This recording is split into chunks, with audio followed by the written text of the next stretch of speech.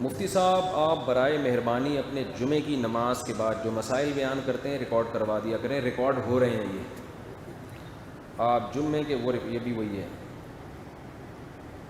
کیا خاتون مکمل پردے کی پابندی کے ساتھ مہمان خانے میں بیٹھ سکتی ہے جبکہ شوہر اسے ناپسند بھی کرتا ہو؟ مہمان خانے میں؟ اپنے گھر کے مہمان خانے میں ہیں؟ یعنی شاید یہ کہ گھر میں مہمان آئے ہوئے ہیں غیر محرم ہیں تو خاتون پردے کے ساتھ ان کے سامنے بیٹھ جائے تو کیوں بھائی؟ کوئی ضرورت ہو تو بیٹھے نا, ضرورت نہیں ہے تو کیوں بیٹھ رہی ہے؟ پردے کے ساتھ بھی جہاں ضرورت ہوگی وہاں بیٹھے گی. مذہب مخالف لوگ ہمارا مذاق اڑاتے ہیں کہ صرف اسباب اختیار کرو تو کام ہو جاتا ہے, نہ کرو تو نہیں ہوتا. پھر تم لوگ اتنی دعائیں کیوں مانگتے ہو؟ اس لیے مانگتے ہیں کہ اسباب اختیار کرنے سے کام جب اللہ چاہے گا تو ہوتا ہے, اللہ نہیں چاہتا تو نہیں ہوتا. سمجھتے ہو؟ سوال یہ بننا چاہیے بھائی, نئی ویڈیو بنائے نا, سوال یہ بننا چاہیے کہ آپ تو بسا اوقات اسباب بھی اختیار کرتے ہیں, دعا بھی مانگتے ہیں, پھر بھی نہیں ہوتا. اصل سوال یہ ہونا چاہیے. اور ہم اسباب اختیار کرتے ہیں, دعا نہیں بھی کرتے, پھر بھی ہو جاتا ہے. اصل اعتراض غیر مسلم کا یہ ہونا چاہیے, غیر مسلم کو ہم پہ یہ اعتراض ہونا چاہیے کہ غیر مسلم یہ کہے کہ ہم اسباب اختیار نہیں کرتے ہیں, دعا نہیں مانگتے, پھر بھی کام ہو جاتا ہے. اور مسلمانوں کو دیکھا ہے اسباب اختیار کرتے بھی ہیں, ساتھ میں دعا بھی مانگتے ہیں, پھر بھی کام نہیں ہوتا. سمجھتے ہو بات؟ اس کا جواب یہ ہے کہ ہم جب اسباب اختیار کرتے ہیں, ہمارا عقیدہ ہے کہ اللہ چاہے گا تو کام ہوگا, نہیں چاہے گا تو کام نہیں ہوگا. جس کا یہ عقیدہ ہو وہ جتنا زور اسباب پہ لگائے گا اتنا ہی اللہ سے مانگنے میں بھی لگائے گا. یہ ہمارا عقیدہ ہے. اور اس عقیدے کے صحیح ہونے پر ہمارے پاس بہت سے دلائل ہیں. ان میں ایک بڑی دلیل یہ ہے کہ جس نے اس کائنات کو بنایا اس کی مرضی کے بغیر اس کائنات میں ایک پتا بھی نہیں ہلتا.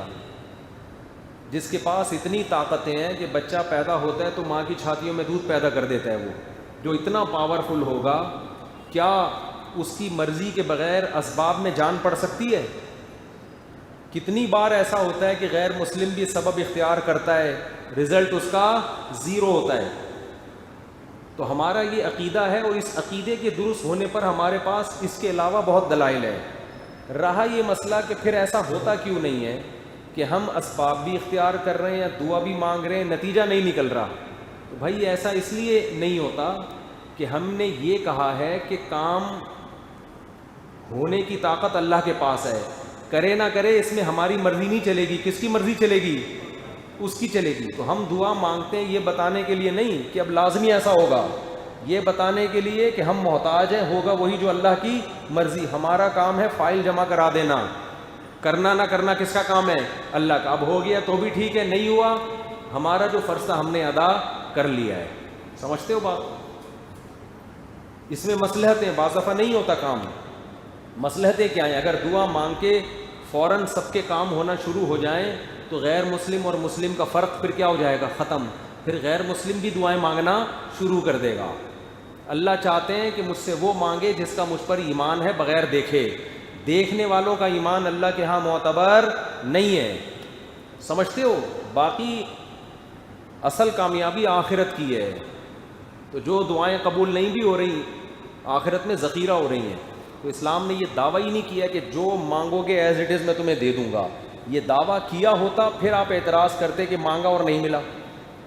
اسلام نے کب کہا ہے؟ اسلام نے کہا ادعونی استجب لکم, مانگو میں دوں گا لیکن اپنے حساب سے دوں گا, تمہارے حساب سے نہیں ملے گا تمہیں. اب جب ملنا اللہ کے حساب سے ہمارے حساب سے نہیں تو ہم اللہ سے مانگے کیوں؟ تو اللہ نے کہا اپنا کام پورا کرو, اپنا کام پورا کرو. آپ اپنی طرف سے سستی نہ کریں, کیونکہ یہ بھی اسباب میں داخل ہے دعا مانگنا بھی. جیسے آپ اسباب اختیار کرتے ہیں پھر بھی بعض دفعہ غیر مسلم کا نتیجہ بھی نہیں نکلتا, لیکن اختیار کرتا ہے نا اسباب. بھائی اپنا کام تو پورا کرو, اب آگے رزلٹ نکلے نہ نکلے. غیر مسلم جب بیمار ہوتا ہے تو دوا کھاتا ہے کہ نہیں کھاتا؟ حالانکہ بہت سے بیمار دوا کھاتے ہیں ٹھیک نہیں ہوتے, لیکن غیر مسلم پھر بھی کھائے گا کہ بھائی میں اپنا کام پورا کر دوں, پھر بھی ٹھیک نہ ہوا تو اب میرا قصور نہیں ہے. تو ایسے ہی ہم دعا مانگ کے اپنا کام پورا کر دیتے ہیں, آگے اللہ کی مرضی, وہ کرے یا نہ کرے. نہیں مانگیں گے تو یہ تو کبر ہے، اس کی علامت ہے کہ آپ خدا کو ویلیو نہیں دے رہے۔ اچھا بھائی، مذہب مخالف لوگ مذاق اڑائیں تو وہ اپنا مذاق خود اڑا رہے ہوتے ہیں، اتنا مذاق اڑوا رہے ہیں اپنا کہ ایسی لاجیکل باتیں کر رہے ہیں کہ یہ کائنات خود بخود سب، یہاں سبب کے بغیر کچھ نہیں ہوتا، تو پوری کائنات بغیر سبب کے کیسے بن گئی؟ جب کچھ نہیں تھا تو یہ اتنی بڑی کائنات بغیر ویسے ہی کیسے آ گئی؟ تو ہم کہتے ہیں یہ سبب ہے۔ وہ سبب کیا ہے؟ خدا کے ارادے سے بنی ہے، یہ سبب ہے اس کا، خود سے کچھ نہیں ہوتا اس کائنات میں۔ مفتی صاحب برائے مہربانی آپ اللہ کی قدرت پر مختصر سی گفتگو کریں، مختصر سی اللہ کی پاکی بیان کریں انشاءاللہ ضرور۔ میں جب سے دین کی طرف آیا ہوں، دین سیکھنے کا شوق اور مسجد جانے کا شوق بڑھ گیا ہے، اور کام میں دل نہیں لگتا، کیا کروں؟ مسجد کی عادت ڈال لیں، پھر کام میں بھی دل لگائیں۔ دل ایسی چیز ہے، کبھی کسی چیز میں لگ رہا ہے، کبھی کسی چیز میں نہیں لگ رہا، تو دل پہ چلیں گے تو پھر تو بیت الخلاء جانے کا دل کرتا ہے؟ نہیں کرتا، مجبوری میں جاتا ہے آدمی۔ وہاں بیٹھنے کا دل کرتا ہے؟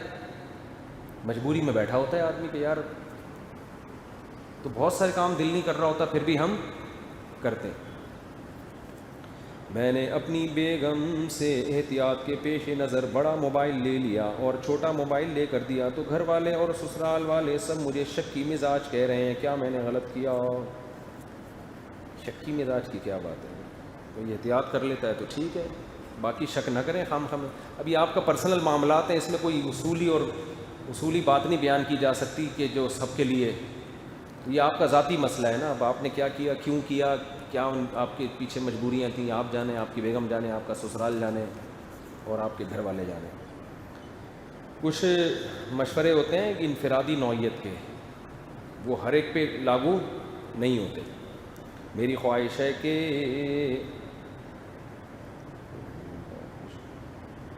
ان کی صاحبزادی کا نکاح کہہ رہے ہیں آپ پڑھائیں، تو بھائی میں نکاح پڑھاتا ہوں، اس کے لیے ولید سے رابطہ کر لیں۔ وہ میں اگر یہاں اویلیبل ہوا، کراچی میں ہوا، اور آپ بھی نکاح یہی مسجد میں پڑھانا ہے، تو وہ ڈائری میں نوٹ کر لیں گے ٹائم۔ ایک آدمی کو میں نے پورا انتظام دے رہا، ٹھیک ہے؟ یہ تاریخ کیا لکھی انہوں نے؟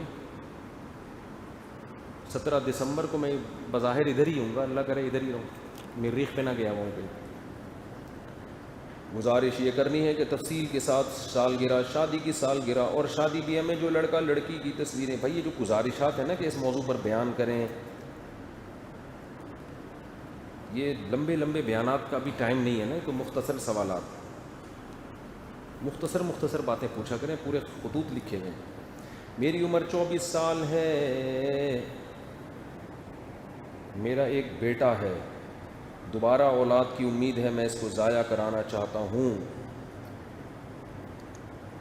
لیکن میرے گھر والے نہیں مانے۔ پھر میں نے اللہ سے توبہ کی، اللہ نے مجھے بیٹا دیا جو 2 دن بعد فوت ہو گیا۔ اس بات کو 1 مہینہ ہو گیا، دل سخت بے چین ہے۔ میں نے توبہ بھی کر لی تھی، وہی بات ہے جو میں نے بیان میں کہی ہے۔ ایک تو حمل گرانا جائز نہیں ہے، آپ نے گرانے کی نیت کی لیکن آپ نے توبہ کر لی، نہیں گرایا، بیٹا پیدا ہوا، مر گیا 2 دن بعد، ٹینشن لینے کا نہیں ہے۔ نبی نے فرمایا جس کی بچپن میں اولاد دنیا سے چلی گئی اور صبر کیا، اس نے 3 بچوں کے بارے میں فرمایا کہ ماں کا مثال اس لیے کہ ماں کو غم زیادہ ہوتا ہے، تو فرمایا میں اس کے لیے جنت کی ضمانت لیتا ہوں جو صبر کرے، تو باپ کو بھی غم ہوتا ہے۔ اور دوسری بات یہ کہ جو نابالغ بچے دنیا سے جاتے ہیں، غیر مسلم کی نظر میں ضائع ہوتے ہیں، وہ غیر مسلم روتا ہوا اچھا لگتا ہے کہ یار یہ چلے گئے، اب میں کاش میں پیدا ہی نہ ہونے دیتا۔ مسلمان کے لیے تو یہ بہت بڑی نعمت ہے بھائی، آپ کی اولاد ہے، قیامت میں آپ کے لیے ذخیرہ ہے، جنت میں آپ کو اولاد کے طور پہ ملے گی یہ۔ تبھی نماز جنازہ میں دعا کیا مانگتے ہیں بچے کی؟ اللہم اجعلہ لنا فرطن، اے اللہ اس کو ہمارے لیے آخرت کا ذخیرہ بنا۔ جب بچے کا جنازہ پڑھایا جاتا ہے اس میں مغفرت کی دعا نہیں کی جاتی، وجعلہ لنا شافعا ومشفعا، اس کو ہمارا سفارشی بنا، اور مشفع کا مطلب ایسا سفارشی جس کی تو سفارش قبول بھی کر لے۔ تو یہ تو آخرت میں ذخیرہ ہے، آپ کے گناہوں کی معافی کا ذریعہ بنے گا، تو اس میں کوئی گناہ کی نحوست یا وہ ایسی چیزیں نہیں ہیں۔ پہلے تو بہت بچے مرا کرتے تھے بھائی، لوگ صبر کرتے تھے، پتہ نہیں کیا بے صبری ہو گئی ہے۔ مفتی صاحب اموات غیر احیاء ان کا کیا ترجمہ ہے؟ مختصر تشریح کریں۔ اموات غیر احیاء کا مطلب ہے کہ مر گئے ہیں، زندہ نہیں ہیں۔ یہی مطلب. اس سے لوگ حیات النبی کے عقیدے پہ رد کرتے ہیں, اس پہ تفصیلی میں انشاءاللہ بیانات ریکارڈ کروانے والا ہوں. مفتی صاحب, نکاح کے بعد رخصتی سے پہلے ہم بستری جائز ہے؟ رخصتی ہم بستری کا دوسرا نام ہے. نکاح کے بعد میاں بیوی کہیں بھی تنہائی میں جمع ہو جائیں تو اٹ از کالڈ رخصتی. شریعت کی نظر میں یہ رخصتی بولو ہو گئی ہے. اب شریعت کے حکام سارے چینج ہو جاتے ہیں. رخصتی سے پہلے بیوی کو طلاق ایک دفعہ دے دی, نکاح ختم. رخصتی کے بعد ایک دفعہ طلاق دی ہے تو نکاح ختم نہیں ہوتا. تو رخصتی کسے کہتے ہیں؟ نکاح کے بعد کہیں بھی تنہائی میں مل گئے ہوں, جہاں وہ آپس میں ریلیشن قائم کرنا چاہتے تو کوئی رکاوٹ نہ ہوتی, تو شریعت میں اس کو کیا کہتے ہیں؟ رخصتی. ہمارے ہاں رخصتی کا مطلب ہوتا ہے کہ وہ دلہن کے سر پہ قرآن رکھا ہے, سارے گھر والے روتے ہوئے, مائیں اس کو بٹھا رہی ہیں, کیمرے نے ماں کی طرف رخ کیا ہوا ہے کہ کتنا 50-50 میں آتا تھا نا, 50-50 میں بڑا زبردست آتا تھا وہ, اس میں دکھایا کہ ماں بیٹی کو رخصت کر رہی ہے روتے ہوئے نا, اور سب بہنیں رو رہی ہیں, اور گاڑی میں بٹھایا تو کیمرے والے نے کہا وہ بٹن آن کرنا بھول گیا تھا میں. اس نے کہا کم بخت اتنی مشکل سے روئی تھی, چلو دوبارہ واپس. پھر دوبارہ سے دلہن کو لے کر گئے, پھر روتے ہوئے. تو یہ نہیں, معاشرے کا کلچر دکھایا کہ ان میں بھی ڈرامے بازیاں بہت چل رہی ہوتی ہیں. حالانکہ اب یہ رخصتی یہ رخصتی نہیں ہے. رخصتی وہ ہے کہ نکاح کے بعد اگر یہ پہلے کہیں تنہائی میں جمع ہو گئے ہیں تو شریعت میں رخصتی ہو گئی. رخصتی سے پہلے اگر طلاق ہوتی ہے, عورت پہ عدت نہیں ہوتی, ادھر مرد نے طلاق دی, فوراً کہیں شادی کر لے وہ. لیکن جب تنہائی میں جمع ہو گئے, چاہے وہ چھپڑ میں کہیں ملے ہوں, ماں باپ کو پتہ بھی نہ ہو, اب اگر ڈیورس ہوگی تو عورت کو عدت گزارنا واجب. آج کل یہ بڑا مسئلہ ہو رہا ہے, نکاح ہوتا ہے, لڑکیاں چھپ چھپ کے اپنے شوہر سے مل رہی ہوتی ہیں, ماں باپ سمجھ رہے ہوتے ہیں ہم نے تو 26 نومبر کی ڈیٹ متعین کی ہے. اب کیا ہوا, جھگڑا ہوا, میاں نے طلاق دی. اب خواتین فون کر کے کہتی ہیں کہ ہم تو رخصتی میں مل لیے تھے, تو اب شرن میرا تو کوئی اور رشتہ آ گیا ہے.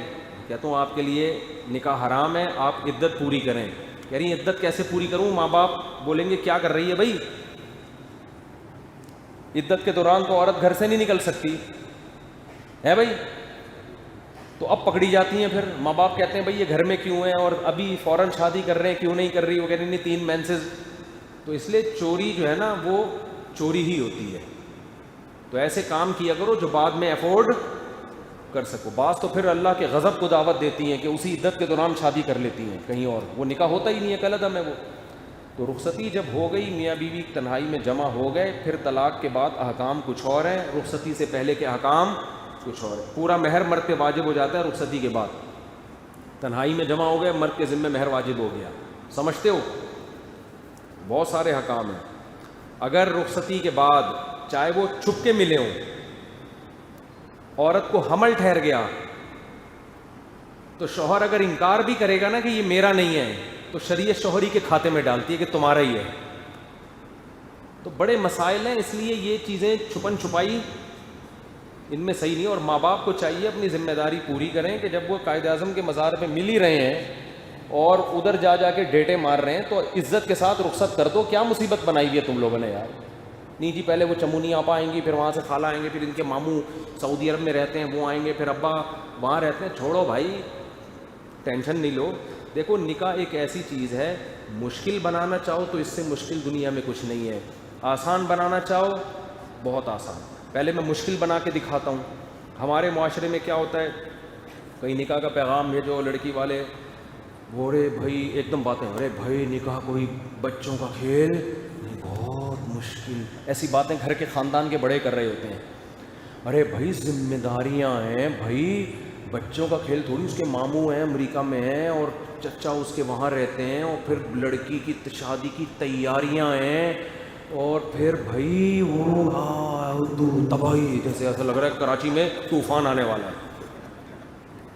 لڑکا بھی یہی باتیں کر رہا تھا. بھائی ایکچولی ابھی نکاح ہے بھائی, 2 سال میں پہلے ایجوکیشن مکمل کر لوں, پھر اس کے بعد بھائی بچوں کا کھیل تھوڑی ہے. ایسے بنا کے نا وہ بھائی کر کے آدمی لگے گا بھائی یہ پتہ نہیں کشمیر فتح کرنے جا رہا ہے. ہلکا لو, بہت ہلکا ہے. او بھائی یہ لڑکی یہاں رہ رہی ہے, پارسل کر کے ادھر بھیجو اس کو,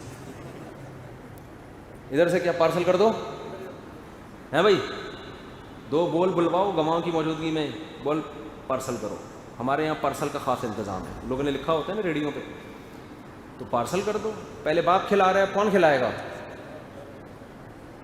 شوہر کھلائے گا. یا 2 روٹی کھلانے کیا مسئلہ ہے یار, کھلا دے. تو بھائی الگ کمرہ چاہیے تو یار وہ کمرے تمہارے گھر میں 2-4 ہے نا, ایک تھوڑا سا ان کے لیے خاص کر دو یار. ہوتے ہیں گھروں میں عام طور پر, نہیں تو یار تو رینٹ پہ لے لے. میری جب دوسری شادی ہوئی تھی میرے پاس تو نہ گھر نہ ایک بالش زمین کا بھی میں مالک نہیں تھا. شوق خاندانی رکھے ہوئے تھے ہم نے, دکان پکوڑوں کی تھی, باتیں کروڑوں کی, شوق خاندانی ہونے چاہیے. تو میرے پاس کچھ بھی نہیں تھا.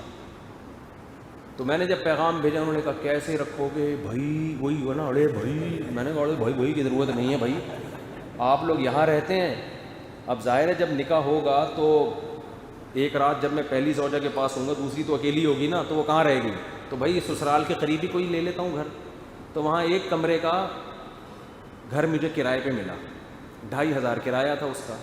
تو میں نے ان کو دکھایا, میں نے کہا فی الحال یہ ہے ٹھیک ہے نا, کمرہ بڑا ہے اس کا, ایک کچن ہے, ایک واش روم ہے, فی الحال رخصتی کر لیں.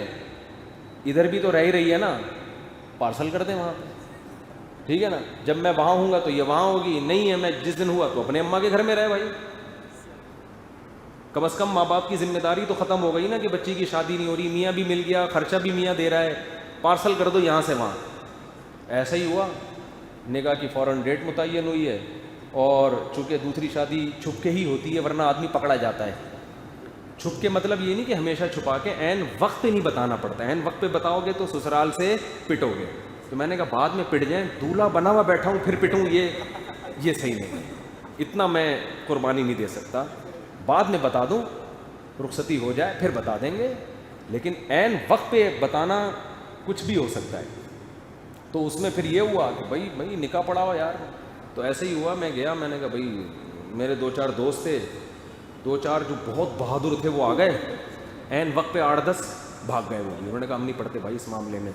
تو بیٹھے ہیں بھائی, وہی ہوا, نکاح ہو گیا تو رخصتی ہو گئی, ہم لے گئے اس گھر میں. اور جب ہم پکڑے گئے پتہ چل گیا بھائی 2 ہیں, تو جو بھی پٹنا تھا پٹ گئے صحیح ہے نا.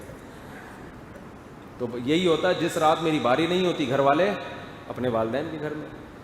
اس وقت کا سوچو. پھر ظاہر ہے جب انسان نکاح کرتا ہے تو اللہ کا بھی حکم پورا کر رہا ہے نا, تو اللہ نے بھی وعدہ کیا ہے کہ میں وسائل دوں گا.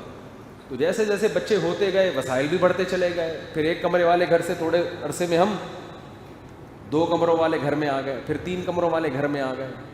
آئی بات سمجھ میں. اب اللہ کا شکر ہے میرے 5 بچے ہیں اور اچھا گھر ہے میرا.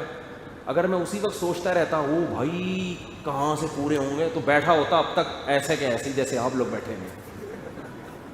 حقیقت میرے وہ دوست جو یہ کرتے رہے نا, او بھائی کہاں سے پورے ہوں گے, اب تک 40 سال کے ہو گئے, کما رہے ہیں, چہروں پہ رونقیں ختم, ہر وقت بٹوے میں پیسے ہی دیکھتے رہتے ہیں, بھائی کرتے رہتے ہیں.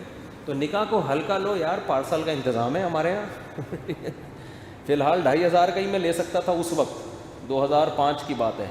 تو میں نے کہا بھائی یہ گھر ہے, یہ یہاں رہ لیں گے. پھر آہستہ آہستہ انسان کے وسائل کھلتے چلے جاتے ہیں. ویسے بھی جب آدمی پہ ذمہ داریوں کا بوجھ پڑتا ہے تو کمانے کی بھی پھر اسی طرح ذمہ داری سے سوچتا ہے. وہ اس کو پتہ ہے بھائی یہ پالتو لی ہے, ٹینشن کھلانا میں نے, پھر وہ سنجیدہ بھی ہوتا ہے. تو نکاح کو آسان کر دو. یہ جو ہے نا, یہ جو مسئلہ ہے پڑھائی, بھائی پہلے ایکچولی میں میڈیکل سائنس میں ڈاکٹر میں 2 سال رہ گئے, پھر بھائی اتنی ٹینشن نہ لو, اس کو ادھر پارسل کرو, پڑھتے رہو. کس نے کہا ہے تمہیں یار؟ میں نے زیادہ پڑھائی شادی کے بعد کی ہے, اور دوسری شادی کے بعد اور زیادہ پڑھا ہوں میں نے جو 4 شادیوں والی کتاب لکھی ہے دوسری شادی کے بعد لکھی ہے, اور ایسے لکھی ہے کہ پوری رات بیٹھا رہتا تھا میں لکھنے کے لیے, اور اگر میں نے شادی نہیں کی ہوتی تو میں نہ لکھ پاتا. نکاح سے انسان کو سکون ملتا ہے, ذہنی بھی دماغی بھی, صحت بھی اچھی ہوتی ہے, اور زیادہ کام کرتا ہے وہ. آپ یہ دیکھ رہے ہوتے ہو نکاح کے بعد بیوی کو ٹائم دینا پڑتا ہے, وہ ٹائم آپ کو بہت سارے ٹینشنوں سے بچا لیتا ہے.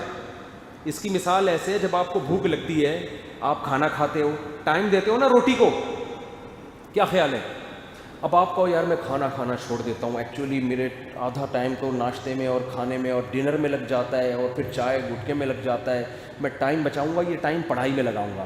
ابے تو ٹائم بچا کے پڑھائی میں لگائے گا نا، وہ ٹائم تیرا پڑھائی میں صحیح طرح سے لگے گا، نہیں تو ہر وقت پیٹ کو پکڑ کے بار بار گٹکے کا، چائے کا اور کھانے کا دل کرے گا۔ اس کا حل یہ کہ یہ تھوڑا سا ٹائم کھانے پہ لگا دے، اس کے بعد تیرے دماغ کیا ہو جائے گا؟ فریش، پھر بیٹھنا کتاب لے کے پڑھتا رہے بیٹھ کے۔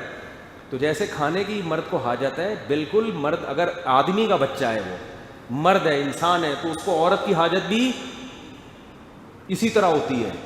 تو اگر وہ حاجت اس کی پوری ہو جائے گی، آنکھ مٹکے چھوڑ دے گا، انٹیوں کو دیکھنا چھوڑ دے گا، ادھر ادھر دماغ، گھر کا انسان کا بچہ دوستیاں بھی چھوڑ دے گا، جو ٹائم زیادہ ویسٹ کرتے ہیں دوست، گھر کا انسان کا بچہ بن کے شرافت سے گھر میں رہے گا، بیوی آپ کے ساتھ بہت سارے کاموں میں مدد کرے گی۔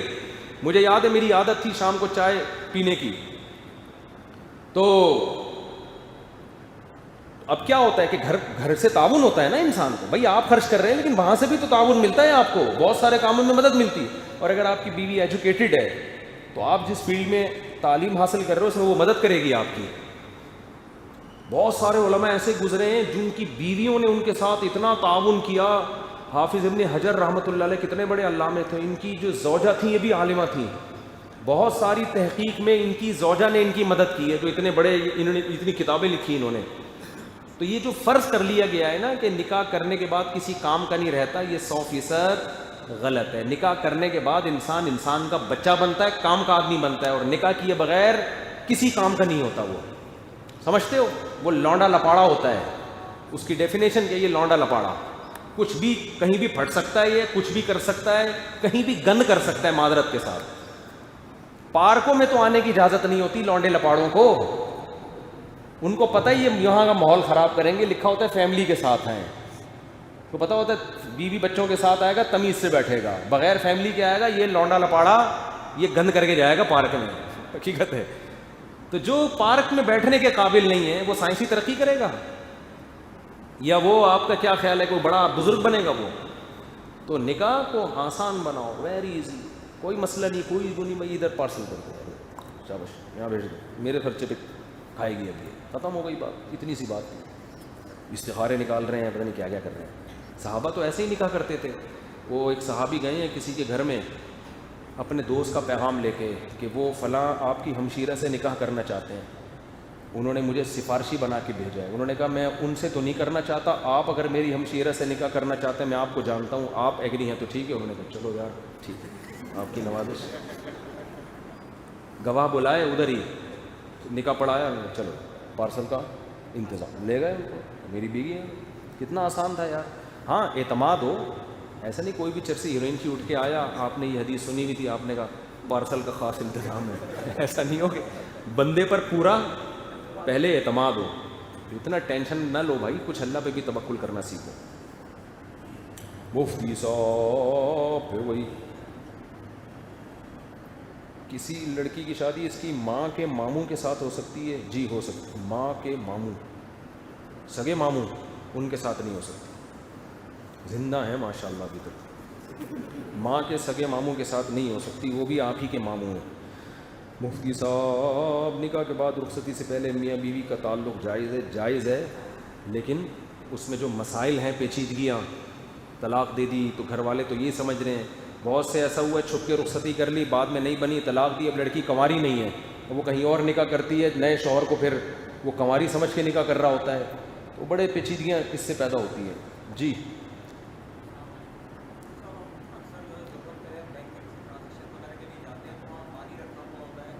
بینک میں جو پانی رکھا ہوا ہے وہ انہوں نے خریدا ہوتا ہے پانی، اس سودی بینک میں وہ پانی نہ پئیں، اور اگر پینا ہی ہے تو پہلے نیت کر لیں اتنے پیسے میں صدقہ کر دوں گا، پھر ٹھیک ہے۔ مفتی صاحب قیامت کی ہولنا کیوں پر انشاءاللہ بیان کریں گے۔ مفتی صاحب شرک پر بیان کریں، معاشرے میں شرک کئی دفعہ کیا ہے، مزید کریں گے انشاءاللہ۔ مولانا لڑائی ہو گئی ہے نا خاندان میں، جوڑ، اور اس میں میرا کردار بھی ہو سکتا ہے، پہلے سوچا کریں اس میں مفتی صاحب کچھ کر بھی سکتے ہیں کہ نہیں کر سکتے۔ مثال کے طور پر ایک خاتون آئی کہ میرا شوہر مجھے بہت مارتا پیٹتا ہے، رو رہی تھی، پرسوں کی بات ہے، نیل بڑا ظالم آدمی ہے، تو میں نے کہا اپنے شوہر کو بلائیں، اس نے کہا وہ آپ کے پاس بیٹھنے کے لیے تیار نہیں ہے۔ اب آپ بتاؤ، ایک بندہ میرے پاس بیٹھنے کے لیے تیار نہیں ہے تو میں کیسے اس کے شوہر کو سمجھاؤں؟ تو ان خاتون کا میرے پاس آنا غلط تھا, ان کو تھانے جانا چاہیے تھا. ایسا ہی ہے نا. تو پہلے سوچو کہ ہمارا مسئلہ کتنا بھی بڑا ہے, یہ مفتی صاحب حل کر بھی سکتے ہیں. حل جب کریں گے نا کہ جب دونوں پارٹیاں بیٹھیں, پھر میں اس کو کچھ خدا کے خوف سے ڈراؤں, وہ کہہ رہی ہیں مسئلہ حل کریں, تو بھائی میں کیسے حل کروں؟ ایک آدمی ظالم ہے, میں پولیس میں تو نہیں ہوں نا. تو آپ پہلے 100 دفعہ یہ سوچیں کہ یہ مسئلہ مفتی صاحب حل کرنے کی صلاحیت یا ان کو اتھارٹی ہے بھی کہ نہیں ہے. تو میں دونوں فیملیوں کو بٹھا کے تو مسئلہ حل کر, بہت سے حل ہوئے بھی الحمدللہ, خاندان جڑے ہیں, لیکن یک طرفہ معاملات میں کچھ نہیں کر سکتا. ایک بات. نمبر 2, میں سیٹنگیں کامیاب نہیں بناتا. یہ بہت لوگ تنگ کرتے ہیں, فون کر کے بھی, آ کے بھی, مجھے عشق ہو گیا ہے, لڑکی سے میرے تعلق بھی ہے, اس کے ابا نہیں مان رہے. یار ابا اگر نہیں مان رہے تو میں کیسے ابا کو, میں اچھا لگوں گا اس کے ابا سے کو مناتے ہوئے؟ لڑکی کا باپ اپنی بیٹی کو جتنا اچھا جانتا ہے میں تھوڑی جانتا ہوں, اور وہ آپ کو جتنا اچھا جانتا ہے میں تھوڑی جانتا ہوں. باپ راضی نہیں ہو رہا, میں کیوں راضی کروں اس کو؟ میں تھوڑی باپ ہوں اس کا. تو میں ایسے معاملات میں بولیں نہیں پڑتا, کیونکہ بعض دفعہ ایک وجاہت ہوتا ہے, روب ہوتا ہے. لڑکی کا باپ میرے سے متاثر ہو کے, وہ عقیدت مندی ہوتا ہے, وہ اپنی بیٹی دے دے گا, بعد میں پھر مجھے تانے دے گا, یار آپ کے کہنے پہ دی تھی ہم نے. تو ایسی سفارشیں میں نہیں کرتا. میں کہتا ہوں بھائی لڑکی کا باپ جتنا اچھا فیصلہ کر سکتا ہے, مفتی طارق مسعود اس لڑکی کے حق میں اتنا اچھا فیصلہ نہیں کر سکتا. میں اس معاملے میں بولو نہیں پڑوں گا. سمجھتے ہو بات کو؟ تو ایسی چیزوں میں سیٹنگوں کو کامیاب بنانے کے لیے مجھ سے رابطہ نہ کیا کریں, کیونکہ میں بھی کسی سے رابطہ, سیٹنگ نہیں ہوتی لیکن ہم نے کئی جگہ پیغام بھیجا ہوتا ہے, نہیں قبول ہوتا تو ہم کسی سے رابطہ نہیں کرتے. صبر کے علاوہ ہمارے پاس کوئی آپشن نہیں ہوتا. تو یہ تو دکھڑے جس نے 3 کی ہوں گی شادیاں, تو سوچو اس نے درجنوں جگہ پیغام بھیجا ہوگا نا, تب جا کے 3 ہوئی ہیں. درجنوں جگہ سے تو ریجیکٹ ہوا ہوں میں, مسترد ہوا ہوں, دھتکارا ہوا ہوں میں. آپ ہماری 3 شادیاں تو دیکھ رہے ہیں, واہ واہ واہ واہ, یہ نہیں دیکھ رہے کہ 300 جگہ سے ہمیں ریجیکشن ہوئی ہے, دھتکارے گئے ہیں, پابندی لگائی گئی ہے دوبارہ پیغام نہ بھیجنا, لیکن ہم پھر بھی صبر کر کے بیٹھے ہوئے ہیں. تو جس کی 300 جگہ رشتے ٹوٹے ہوئے ہوں, وہ آپ کا ایک جگہ رشتہ کہاں سے کرا سکتا ہے؟ تو یہ ہمارے بس میں نہیں ہے. سمجھتے ہو بات کو؟ اتنی مضبوط دلیل دے دی میں نے آپ کو. آگے چلتے ہیں. مسائل کے لیے جب آپ رابطہ کرتے ہیں, ریٹن میں جواب نہیں دیتا, کیونکہ ریٹن میں جواب کے لیے جامعۃ الرشید ہے, وہاں ایک پروسیس کے تحت کام ہوتا ہے. تو آپ جامعۃ الرشید, دارالافتاء کراچی, وہاں, کیونکہ اب اگلا جمعہ شاید میں سفر میں ہوں تو اس لیے میں پوری ڈیٹیل بیان کر رہا ہوں. مسائل پوچھنے کے لیے اگر آپ تحریری جواب چاہتے ہیں نا, تو دارالافتاء جامعۃ الرشید احسن آباد کراچی, اس ایڈریس پہ TCS کر دیں, اپنا نمبر ڈال کے جوابی لفافہ بھی ڈال دیں تو اچھا ہے, ورنہ واپسی کا ایڈریس ضرور ڈال دیں, تو آپ کو ریٹرن میں اسٹیمپ کے ساتھ جواب مل جائے گا. یا آپ بنوری ٹاؤن کے ایڈریس پہ بھیج دیں, بنوریا بھیج دیں, دارالعلوم کرنگی بھیج دیں, تو یہ پورے بڑے بڑے دارالافتاء بنے اس کام کے لیے. میں اگر ریٹرن میں جواب دینا میں نے کیا تھا, شروع ہو گئی تھی کہ میں عاجز آ گیا تھا. سمجھتے ہو بات کو؟ تو شرعی مسائل زبانی اگر پوچھنا ہے تو اس کا طریقہ ہے, میرا چینل ہے آسک مفتی طارق مسعود, اس چینل پہ جائیں, لکھا ہوگا مسائل پوچھنے کا طریقہ, اس طریقے کو فالو کریں, آپ کا جواب, سوال جواب باقاعدہ پراپر ریکارڈ ہو کے جائے گا ویڈیو میں. لیکن آپ سمجھتے ہو کہ پرسنل سوال ہے, ہم ریکارڈنگ نہیں چاہتے, آئی بات سمجھ میں؟ تو پھر آپ فون کرتے رہیں, جس وقت میں اٹھا لوں گا میں جواب دے دوں گا. سمجھتے ہو؟ میں ٹائم متعین میں نے جب بھی کیا ہے نا, تو اس ٹائم کو میں فالو نہیں کر سکا, کیونکہ کوئی نہ کوئی کام مجھے پڑ جاتا ہے, پھر لوگ برا بھلا کہہ رہے ہوتے ہیں مفتی صاحب نے ٹائم دیا فون نہیں اٹھا رہے. تو میں پھر عموماً عصر کے بعد یا رات کو میں اٹھا لیتا ہوں, یا جب گاڑی میں ڈرائیو کر رہا ہوتا ہوں نا تو ہینڈ فری ہوتا ہے تو پھر میں فون اٹھا لیتا ہوں. لیکن وہ آپ کی قسمت ہے, یہ میں مجبور ہوں, میں ٹائم نہیں دے سکتا.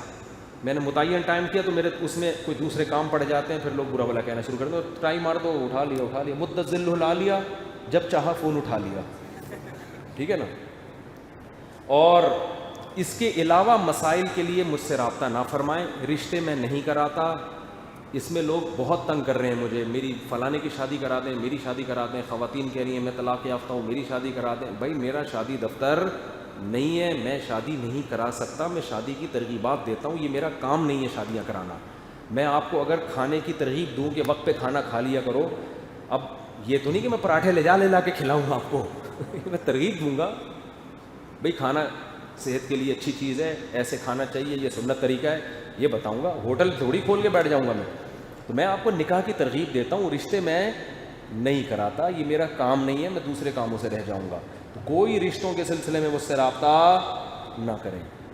تو اور خوابوں کی تعبیریں میں نہیں بتاتا، کیونکہ خواب پتہ نہیں کس کو روزانہ، ہر آدمی کو کچھ نہ کچھ آ رہا ہے 20 کروڑ کی آبادی میں اگر روزانہ بتانا شروع کر دوں میں تو پاگل ہو جاؤں گا یار۔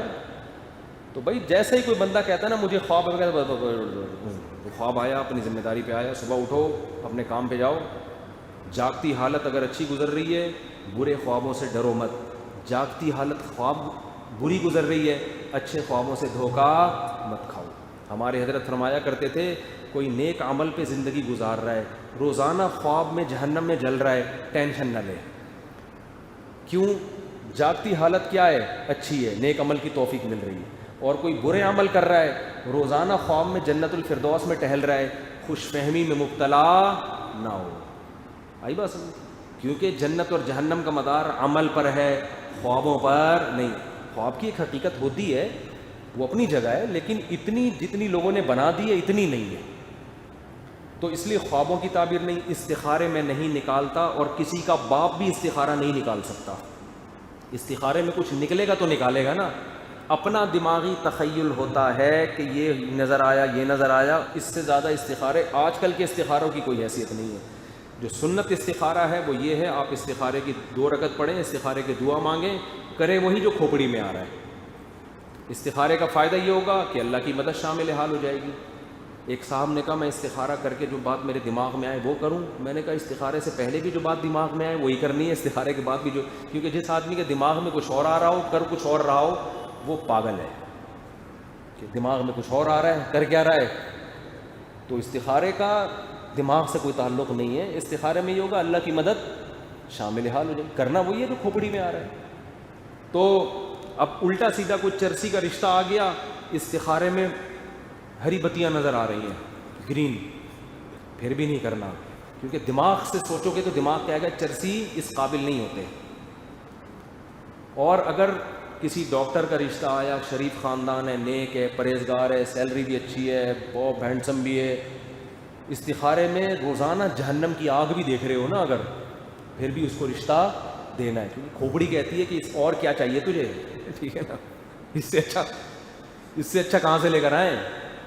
تو یہ جو خوابوں کی لوگوں نے کر لیا ہے نا، تو استخارے میں نہیں بتاتا، خوابوں کی تعبیریں نہیں بتاتا، مسائل کا جواب دیتا ہوں اس کا اسٹائل یہ ہے، ریٹن میں جواب نہیں دیتا، ریٹن میں جامعۃ الرشید سے رابطہ کرو یا بنوری ٹاؤن سے رابطہ کرو، زبانی جواب دیتا ہوں اس کا طریقہ یہ ہے،